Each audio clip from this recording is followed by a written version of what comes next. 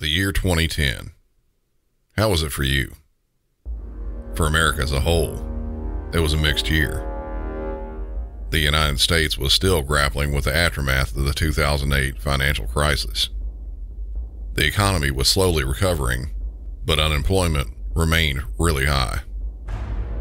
The possibility of foreclosure still haunted countless families, and the nation's confidence was fragile. Yet, even with the economic turmoil, there were also signs of resilience and a determination to rebuild. The stock market was rebounding, and some people started seeing a light at the end of the tunnel.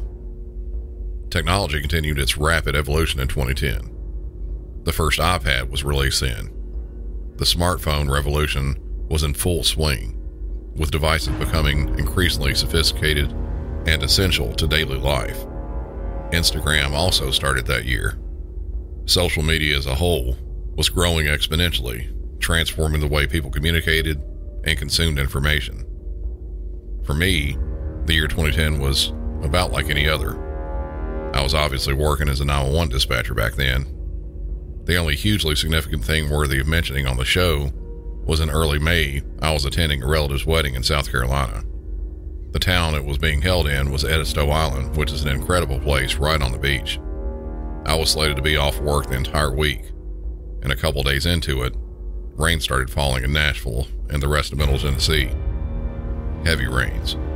Full-on thunderstorms that lasted for 2 days straight, dumping over 13 inches of rain in Nashville.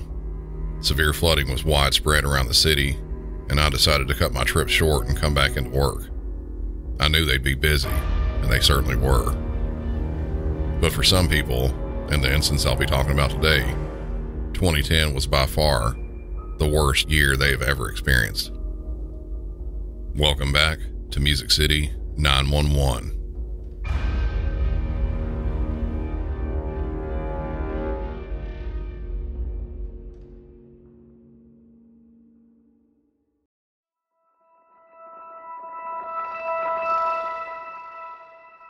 Just a little after 7 a.m. on August 3rd, 2010, a man employed as a truck driver was called into the main office at the Hartford Distributors, a beer and wine distribution center on Chapel Road in Manchester, Connecticut.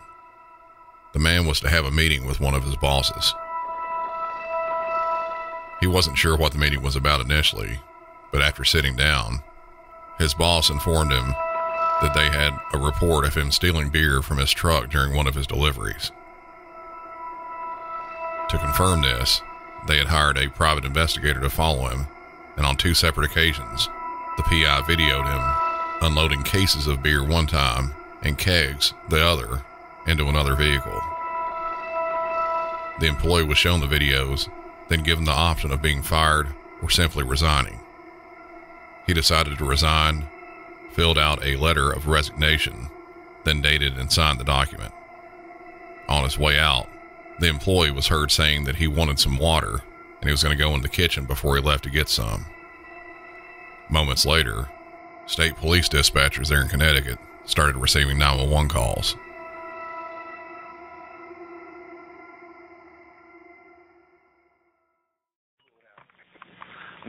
State Police. State Police. Hartford Distributors. They're shooting in the warehouse. What town? Hartford? Manchester. Stay on the line. Hold on. Stay on the line. Manchester. Stay on the line with me. Hold on. You got it. Hold on.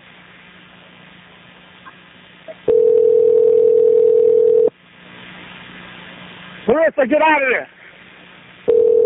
Get out. Barbara, get out.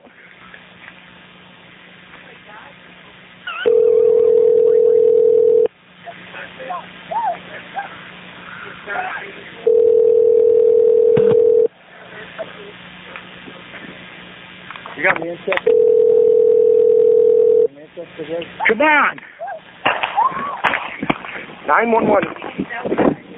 911.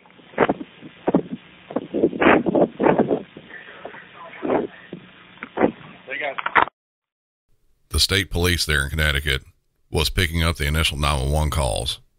From there, they were transferring the calls to the city of Manchester's police department. They were already getting inundated with calls about this. A report of a shooting inside the Hartford Distributors. The call we just heard suddenly disconnected after hearing a series of gunshots. The calls continue to come in from inside the business. 911, your location of your emergency. 131 Chapel Road, Manchester, Connecticut. What's going on, ma'am?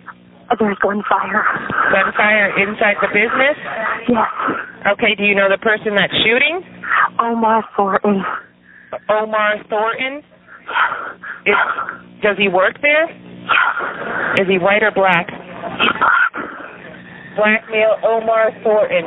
He's employed there. Are you inside the building, ma'am? Yes, I'm in a closet. You're in the closet. Oh my God, oh my God, oh my God. Okay, ma'am. Everybody is responding right now. Please hurry. Okay, ma'am, how many people are in the building, do you know? Oh my God, there's warehouse people, there's office girls. Oh my God, Okay. there's like probably 50, 60 people in here right now. I think he was just getting fired. Okay, do you know where he is shooting in the building? He was in the office and now he went to the warehouse and was shooting. Okay.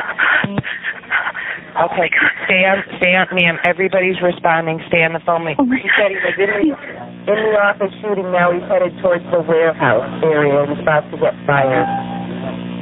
He was getting fired. He was. And you're in the office, ma'am? Yes. In a closet? God. Yes, in a back room closet. All right, listen, I'm going to switch you through to Manchester, okay, ma'am? Stay on the listen, be quiet and stay on the phone. Don't hang up, okay? You're not going to be able to pick it up, I bet you, Mom. 911, Manchester. This woman is at that distributor's in a closet. Okay. Ma'am? Yes. Where are you, ma'am? I'm here. Manchester, she said he's headed towards the warehouse. His name is Omar Thornton. Right, we have that. Okay, go ahead, ma'am. Headed towards the warehouse inside the building, ma'am? Yes. Are you hiding? The phone call drops at that point, but the caller immediately calls back. 911, message center. Oh, I just lost a call from there. I'm at 131 Chapel Road. Okay, are you the woman I was talking to that was in the closet? Yes, I lost reception. Okay, hon, what's your first name? Jennifer. Jennifer. All right, listen, this is the state police. I'm going to switch you back to Manchester, okay? Do you still hear any shots, ma'am? No. Okay, all right. Okay, listen, ma'am, they have everybody headed that way, okay? Are you injured, ma'am? Okay, all right, Jennifer. I'm going to switch you back over to Manchester, okay? Stay on the phone with me, okay? Yes. Already done.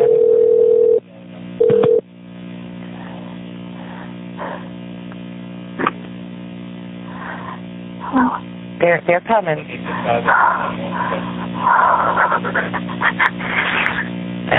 go through. Oh my God. Okay, we got everybody going. Hang on a second.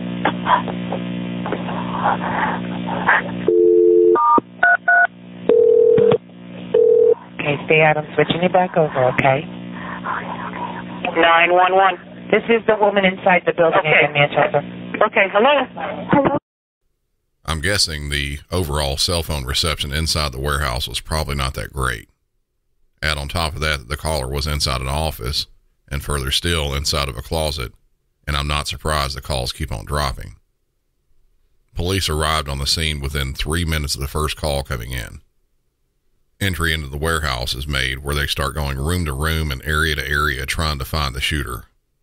This process is not a fast one, but that's not because of the officers, but because the building is very large. To give you an idea, a nearby Home Depot is smaller than this building. The calls keep coming in. State Police Emergency, what's your location? Yeah, Hartford Distributors. I'm an employee here. Do you know if they found the shooter yet? Not yet, sir. The police are in the building. They're clearing it as we speak. Oh, there's cops. Okay, because we're hiding. Where are you now, sir? So I can tell the Manchester Police. Hello? Hey, bring that 911 up. Hold on. What is this call? It's right there. You need to call it. The number that call. That caller's phone was also dropped, likely due to poor reception. While police are still trying to clear this large space, Jennifer, one of the first callers we heard, calls back again. State Police Emergency, what's your location? 131 Chapel Road. Yes, ma'am. please tell the Manchester Police Department I'm in a closet in the back room. They have to come get me. They're already in the building right now, ma'am. What? I'm in the back closet in the back room next to a black cabinet where the computer cabinets are supplied. There's a fast paper room. Tell them to come in here, please. No problem, ma'am. They're already in their route. They already know that. What is your name? My name's Jennifer. Jennifer. Yes. Okay, I need you to stay in the closet for me, okay? What is your cell phone number? Okay, the police are already in the building. Oh, I hear them, but I don't want to scare them and come out. So please come tell them to come get me. We will tell them right now. Okay, tell me again now where you are. You're in the back room in the computers? Yeah, there's a black computer cabinet, and there's a closet door right next to it, and I'm in that back closet. You're in a back closet next to the black computer room. Yeah, a big, tall, black computer cabinet, and there's a door that goes out to the warehouse, and I'm in that closet that goes out that way. Oh, my God. I heard them say there's 2 bodies on the floor. They're outside my room. Okay, do me a favor. That's the police right there. Yes. Tell them you're in the closet and you need some help, okay? I'll stay in the line with you right now. That is the police. Tell them you were there. Okay. Don't hang up, please. I'm not going to hang up on you. Oh, stay right here with you, okay?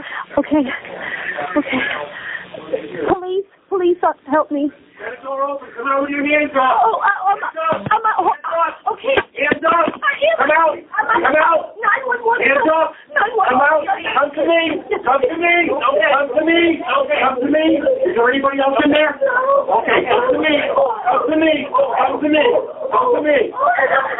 You gotta go straight. You gotta go out. All right, go this way. Right through there. Right through there.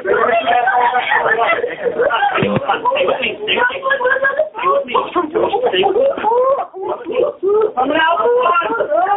Oh my God! Coming out with one. I did.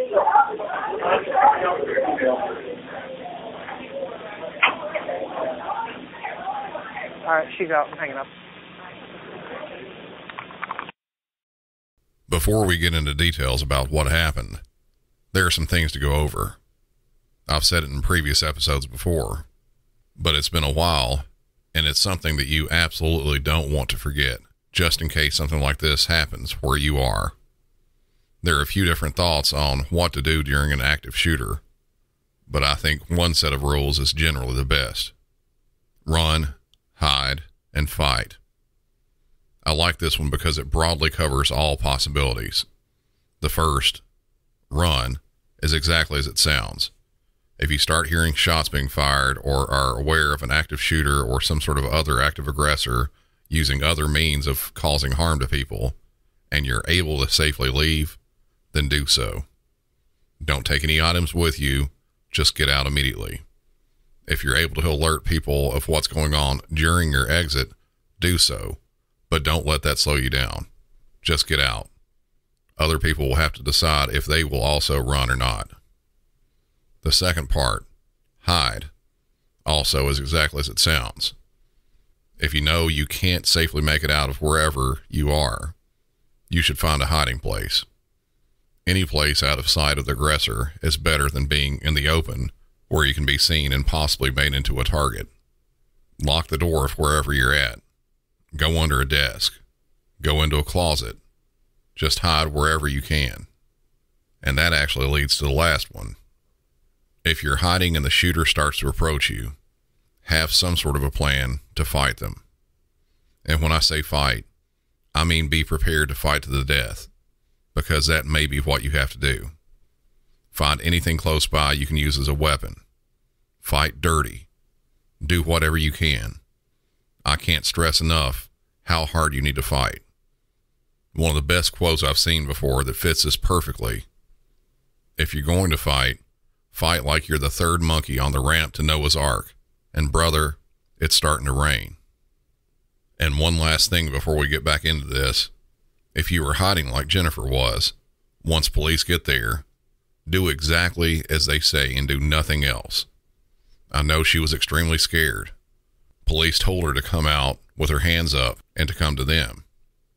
As she was doing this, she was trying to explain she's on the phone with 911. During the clearing of a building, during an active shooter, Police don't care who you were talking to. They only want to make sure you're not the shooter, and once they figure that out, they want to get you out of the building as soon as possible. They'll ask any questions later on.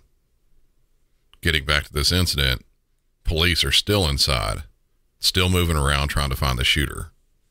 While doing this, one more call was placed to 911, and this one is way different than the first few. You know, that's the sound of another sale on your Shopify store. But did you know Shopify powers selling in person too? That's right. Shopify is the sound of selling everywhere. Online, in-store, on social media, and beyond. Shopify POS is your command center for your retail store. From accepting payments to managing inventory, Shopify has everything you need to sell in person. With Shopify, you get a powerhouse selling partner that effortlessly unites your in-person and online sales into one source of truth. Track every sale across your business in one place and know exactly what's in stock. Connect with customers in-line and online. Shopify helps you drive store traffic with plug-and-play tools built for marketing campaigns from TikTok to Instagram and beyond. Get hardware that fits your business. Take payments by smartphone, transform your tablet into a point-of-sale system, or use Shopify's POS Go mobile device for a battle-tested solution. Plus, Shopify's award-winning help is there to support your success every step of the way. Do retail the right way with Shopify. Sign up for a $1 per month trial period at shopify.com/MC911, all lowercase. Go to shopify.com/MC911 to take your retail business to the next level today. Shopify.com/MC911. You know when you discover a new binge-worthy show or a song that you bump on repeat and you have to share it with your friends so they can experience just how awesome it is? That's kind of what it feels like when you discover that Mint Mobile offers premium wireless for $15 a month when you purchase a 3-month plan. It's such an awesome deal, there's no way you can keep it to yourself. Mint Mobile is here to rescue you and your squad with premium wireless plans starting at $15 a month. All plans come with high-speed data and unlimited talk and text delivered on the nation's largest 5G network. Use your own phone with any Mint Mobile plan and bring your phone number along with all your existing contacts. To get this new customer offer and your new 3-month premium wireless plan for just $15 a month, go to mintmobile.com/MC911. That's mintmobile.com/MC911. Cut your wireless bill to $15 a month at mintmobile.com/MC911. $45 upfront payment required, equivalent to $15 a month. New customers on first 3-month plan only. Speed slower above 40 gigabytes on unlimited plan. Additional taxes, fees, and restrictions apply. See Mint Mobile for details. State Police. It's 911.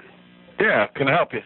This is Omar Thornton, the shooter over in Manchester. Yes, where are you, sir? I'm in the building. You probably want to know the reason why I shot this place up. This place is a racist place. Yep, I understand that. They treat me bad over here and treat all other black employees bad over here, too. So I take it into my own hands and handle the problem. I wish I could have got more of the people. Yeah.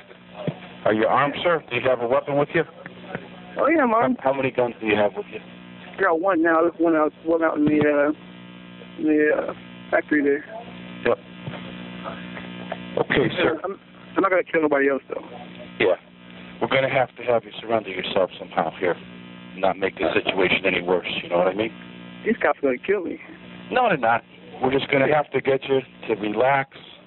I'm relaxed. Calm down. To have you, turn yourself over. You're going to be popular. You're going to play this on the news. You're going to be popular right here, man. Make sure you say the right thing. Look, hey, that's a SWAT team just rode by in Army gear. They don't know where I'm at, but I don't know. Maybe you can trace it from this phone call. But yeah, these people here are crazy and they treat me bad since I started here. Racist company. Yep. Treat me bad. I'm the only black driver they got here. Okay, all right. They treat me bad over here. Treat me bad all the time. Yeah, this has been a horrible situation. I understand that. Hey, don't try to calm me down. I'm already calmed down. Yeah. I'm not going to kill nobody else. I just want to tell my story so you can say it back anyway. Then you're gonna help me get you out of the building, okay? All right, I'm gonna get out. Don't worry about it already. I got that taken care of. I don't need anybody talking to me to get me out of the building. Where in the building are you, Omar? I'm not gonna tell you that. When they find me, that's when everything will be over. But yeah, just where are you located? Are you up in the offices? When they find me, everything will be all right. especially Manchester itself is a racist place. Yeah. Now, what time did you get there today? It was about 7 o'clock. Yeah. Yeah. This morning? Yeah, about 7 a.m., yeah. Yeah. We come early today. What type of weapon do you have? I got a Ruger SR9. 17 shot. Yeah. SR9? Automatic, yeah. Is it a rifle? No, that's pistol.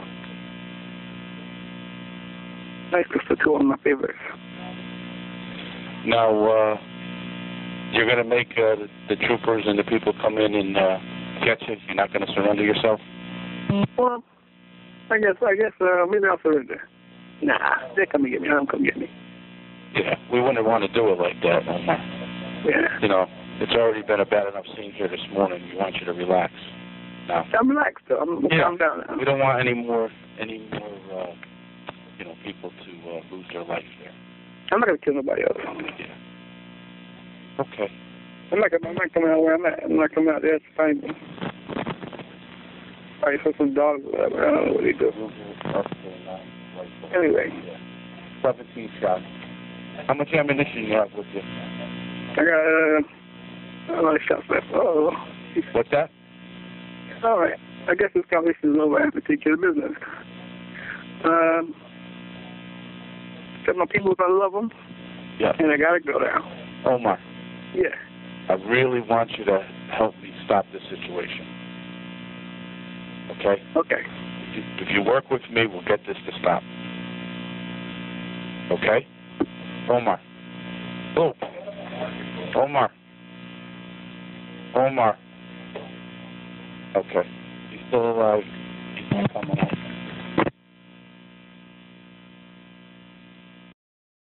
At that point, Omar, the shooter, hangs up the phone. The dispatcher on that, I want to say I really liked the way he handled it. He was very calm with the shooter, trying his best to bring this safely to a conclusion. He was trying to get his location and also trying to find out what sort of guns and ammo he still had with him. Overall, I think that was a good way to talk with the shooter. The shooter made statements there at the end that made me immediately think what was going to happen. Before he called 911, he called his mother. While on the phone with her, he told her that he had killed several people and that he didn't believe he could go to prison. She urged him over the phone to just give up, but he ultimately said he was going to kill himself. He hung up the phone with her, then called 911. After hanging up with the dispatcher, he put the gun to the side of his head and pulled the trigger. He was found dead in one of the offices. What led up to the shooting? There were quite a few things. Let me start off by saying I'm only using his name here because his name was mentioned so many times in the 911 calls. I wouldn't normally say the name of a mass shooter like this. 34-year-old Omar Thornton was hired by the Hartford distributors just as they were anticipating a strike by their employees. He was originally hired as a warehouse worker, and after a while, he was moved to being a truck driver to deliver beer. His life before that had a lot of problems, going all the way back to birth. He was born 2 months premature and only weighed 4 pounds 10 ounces at birth. He was hospitalized for a month. His mother had admitted to smoking cigarettes and marijuana during the pregnancy. When he was 5 years old, he was hit by a car and was in the ICU for several days. For high school, he started in 1991 at Manchester High School, then moved to East Hartford High School. It's believed he had some sort of learning disabilities, and he never graduated high school. He started working a short time later and did mostly warehouse and truck driving jobs for several different companies. His performance was mixed from job to job. He was let go from a couple of them just for unsatisfactory attendance or just not showing up for work at all. In 1999 through 2000, he worked as an over-the-road truck driver for Roberts Express in Akron, Ohio. For those who don't know what an over-the-road truck driver is, that's someone who would make long drives, sometimes being on the road for days or longer at a time. While employed with Roberts Express, he had several problems, one of which was frequent phone calls with his mother. His former boss said he would get numerous phone calls from his mother, and sometimes after receiving them, he would leave work and go home and not come back. Omar would also relate to his boss that when he was at truck stops, other drivers would say racist things to him. He was terminated from that job when he was given $245 for fuel for the truck he was driving, but he never bought any fuel and kept the money for himself. He worked for a while at a place called Chem Station, New England, and while there, his boss said he was a likable guy and a hard worker, but he was dealing with chemicals, and possibly because of his learning disabilities, he wasn't handling them safely. He had to be let go because he was considered a safety liability. While he was still there, something would happen that also happened at other jobs. His mother would come to work to check on his attendance to make sure he was showing up to work, but after he was let go, his mother showed up at that job wanting an explanation for his termination. She would also show up at other jobs too, and other employers would state that she would try to fight Omar's battles for him. When he was hired at Hartford Distributors, he started as a warehouse worker. Initially, he was under the impression that he was hired as a driver, though. He got irritated at this, especially since he had already had his commercial driver's license. He also had some frustration when another warehouse employee was moved to be a driver before him. He had a meeting with his union rep, and they explained that things were done seniority-based there, and that the other employee had more seniority than him. It was believed that Omar didn't completely grasp the idea of seniority and kept referencing that he was just as hard of a worker as the employee that got to be a driver. According to the seniority list, though, Omar was the next one to become a driver, and the next time a position was available, he did become a driver. Another source of frustration were the delivery routes. These were also seniority-based. Each night, the warehouse crews would load up the trucks and then post the routes by 7:15 a.m. each morning in the driver's room. The drivers with the most seniority were able to look at the delivery routes and pick out the most desirable one. It went down the seniority ladder from there. Being that Omar was the newest driver, he was at the bottom of the driver seniority list and would often get what was considered to be poor routes. Omar would complain to a fellow coworker that he felt he was always being discriminated against for getting those bottom loads so much.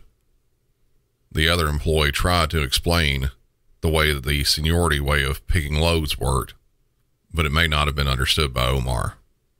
He still felt like he was being singled out. In his 911 call after the shooting, he made mention of the racist people he had shot there. According to the police report, Omar's girlfriend said that he had told her on multiple occasions people at work harassed him and called him the N-word. While no evidence of that was found to have happened directly to him, there was at least one incident that leads me to believe that absolutely could have happened. On the wall of one of the bathrooms at Hartford Distributors, someone one day drew a picture of a man hanging from a noose. It was disputed as to what was written underneath it, but more than one person said they believed it had reference to the former President Obama, who at the time was the current president. I'm not at all trying to defend Omar and his actions. I think it's horrible if some or all these things happen to him, though. I'm only stating what may have led him up to the shooting, which takes us back to the start of the episode. Omar that day was wearing a Rocky Balboa t-shirt, shorts, work boots, and a black glove on his right hand. He was also carrying a lunchbox in his right hand. After signing his resignation documents and being walked out by 3 employees, Omar said he wanted a drink of water and walked into the kitchen. While in the kitchen, he pulled one of 2 guns he had in his lunchbox and started shooting with his initial attack, hitting 3 people. This was in the office area of the building. From there, he started walking to the warehouse where he shot an additional 7 people for a total of 10 people shot. 8 of them died either there at the scene or at a nearby hospital a short time later. Most had been shot while running away with Omar chasing them, shooting them in the back or the back of the head, and almost all of them with multiple gunshot wounds. One witness stated that Omar was laughing when he was killing at least one person. Omar went to hide in one office after this, which was occupied by a woman named Julie. Julie was in a very tough position. She knew Omar had been shooting and killing people. She tried to hide, but she wasn't able to fully. Julie has MS and was wheelchair bound. She tried to lean down to hide behind her desk as best as she could, but she and the top of her wheelchair were still visible. Omar walked in the office and then walked directly behind her. At that point, there was no reason to try and hide, and she sat up. Omar looked at her and said, "You're in a wheelchair." Omar then walked around to the front of the desk and said something like, "Racists that work here." Then he started walking towards the door of the office. As he was leaving, Julie thanked him for not killing her. After trying to enter multiple offices from there, he finally found one he was able to enter, where he found someone else's phone and used it to call his mother. She stated that Omar told her that he had shot 5 of the most racist ones and that later he was going to kill himself, that he couldn't take being in jail. After the 911 call he placed, he peeked out a window a couple of times where police saw him. They ordered him to come out with his hands up, and he replied, coming out," in a high-pitched voice. Shortly after that, officers heard a muffled popping sound from where the suspect was. That was when he shot himself. The gun he had in his hand had 9 bullets in it. In the lunchbox was the other gun, 2 additional magazines, and 2 boxes of extra ammo. Without the swift response from police, the suspect may have shot several more people.